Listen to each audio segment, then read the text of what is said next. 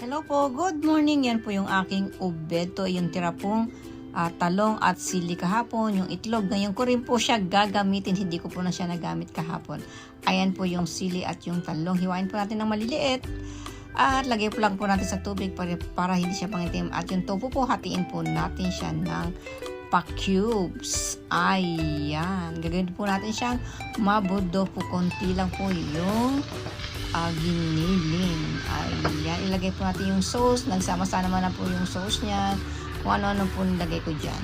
Ayan. Pang-panakot. Lagyan po natin siya ng dahon ng sibuyas at okay na po yan. Ito na po yung aking mabu tofu. Lagyan po natin siya ng cornstarch at saka po natin siya iprito.